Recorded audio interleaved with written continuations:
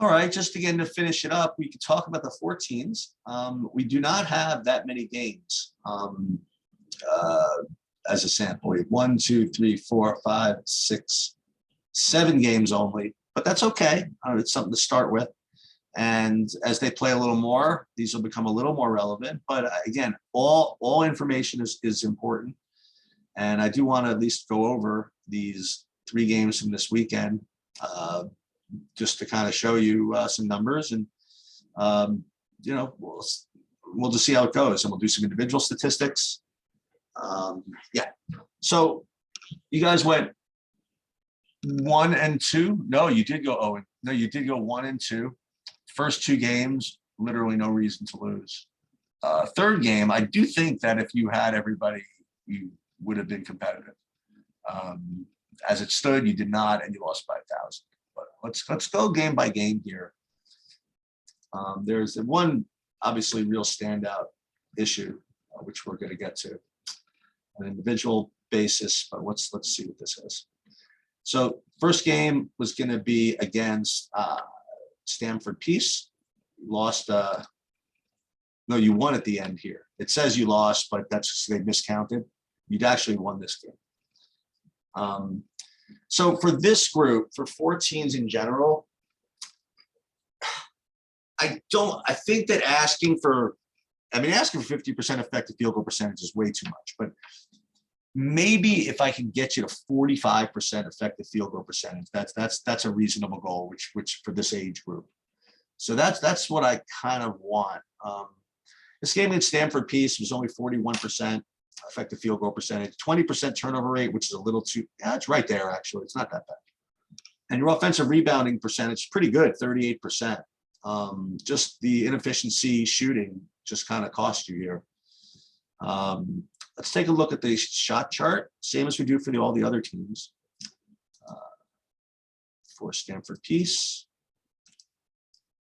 And let's see how the shots distributed. Okay, pretty good. 10% of your shots were from that bad range there. Okay, not bad. The issue here is just in pure execution, right? You guys were 10 for 24 from 2 inside the lane and 5 for 20 from 3. So here it's not a question of shot selection. It was a question of just efficiency. So with that said, I mean, let's go and take a look at this box score. And this ain't pretty. But let's embrace it. Here's the unfortunate reality. You have Gabe at 2 for 8 from 2. That's just not going to work. You know, he's just, you need him taking more shots and you need him making them more. I mean, like this is just not good. Petey, what is this? 0 for 5 from 3. Yikes. 1 for 6 overall. So Isaac had a nice game. 5 for 10, 1 for 3 from 3. Taj, you got to do better. I mean, like only 8 shots for openers. There's no world where Ryan should have more shots than Taj. That's the way it is. And Ryan had a nice game though. I mean, he was 2 for 4 from 3. I mean, that's pretty strong. Pete with only 8 points is just not going to work. We got to get him more touches. Gabe, 6 turnovers, no good. So that's why we lost. I mean, I have to put it on one guy, but Gabe was just, you know, he has to do better. 6 turnovers, 2 for 8 from the field from a guy who really should be doing better. Taj also should have done better this game. Anyway,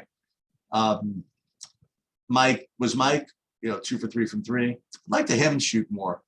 I like to him to have more. It looks like he only played 10 minutes. Did he get hurt or something? I don't know. Maybe Tuttle's a little fishy with the minutes. This doesn't seem right, but maybe he did get hurt. I'll have to take a look at this. I want to look at that actually, how he played only 10 minutes. Yeah, they're not the best with this, but I'll actually look into this. Harris didn't get on the board at all in 19 minutes. He only got 1 rebound and no shots. Okay. All Anyway, that's that game. Let's move on to, you actually won this game. Let's look the second game against Premier Basketball where you lost by 3. I mean, you should have won this game too, honestly. I mean, look at the effective field goal percentage. 38% is not good. I mean, we have to figure out a way to do better than this. Turnover rate, you kept that down below 20. 35% offensive rebounding rate again, but we have to score. I mean, I hate to be obvious, but that's an issue. Let's take a look at the shot chart here for against Premier Basketball. So now we're taking, now this is bad, right? So now out of 64 shots, you're taking like 8 in that death range that I talk about, and you're shooting about 25%. Okay, so that's, you know, I'm not surprised you shoot 25% from there, but I'd rather you not be taking them. And here the issue again, this performance inside the lane. What is this? 33% from 3, 15 shots. This is great. I mean, this is perfect. This is where you want to be, even better. Remember, 33% from 3. That's when you want an effective field goal percentage of 50. I don't even need that. I need you to shoot even 30% from 3. That's not, and you guys are doing great there, but from 2 here in this game, this is not good. Let's take a look at the distribution here, the box score. And unfortunately, this was another game where Gabe struggled. I mean, look at this. 3 for 14 from 2. And I'll tell you, I made clips of this, which are in the library here, of all of them. And it's ugly, man. I mean, you got to get him in the gym. You got to have him doing finishing and Mikens or whatever. Adi 1 for 7. What is he doing? Trying to take floaters in the lane. You know, this is the problem. Isaac again, another good game, by the way.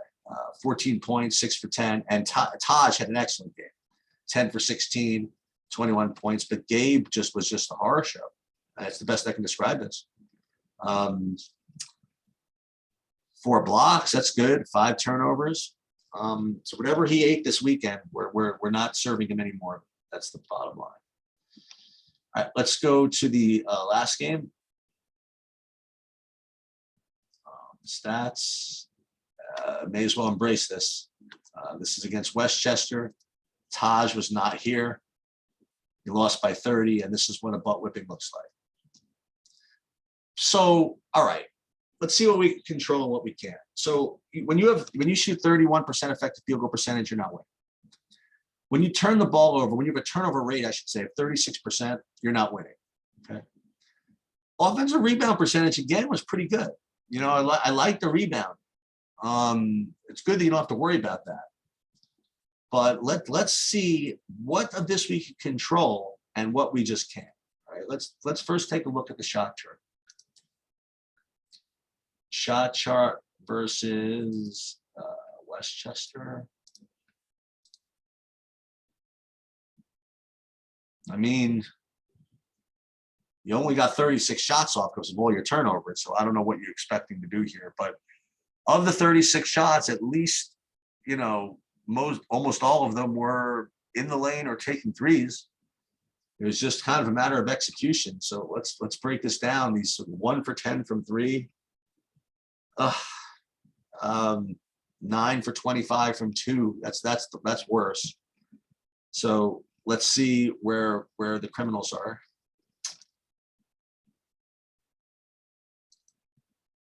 Against Westchester. Let's take a look. And Gabe 4 for 13 again. You know, I don't know what he's doing taking the 3, but 4 for 13. He's just got to be better inside the lane. Isaac again, a nice bright spot, and another really decent game with 13 points and 6 for. He's embraced this idea of being inside the lane, which is good. And from 3, I mean, everybody was bad. So. Mike, 0 for 1 from 3. How does he only get 1-3 off. It's because of the turnovers. I mean, I think that's the stuff we might be able to control. I mean, look, Taj wasn't there, so I guess he's technically your best ball handler. So it was a little tough, but it's not they didn't put that much pressure on them. I know I've been there. I mean, I've been with a 14U team that, you know, was depleted, I suppose. But the turnovers, this is not one of those teams that put that much pressure on. So I guess what I would recommend, I mean, it's just do some work on that, you know, set up like a 2-2-1 and just have them work on getting it across. It'll help us work on ours as well, if you wanted to do that. So let's take a look at the season. You know, only seven games, but let's take a look overall at the shot chart for the whole season. Let's see what it looks like. Overall, the effective field goal percentage is approaching 45%. I mean, you're in range. Just got to do a little better.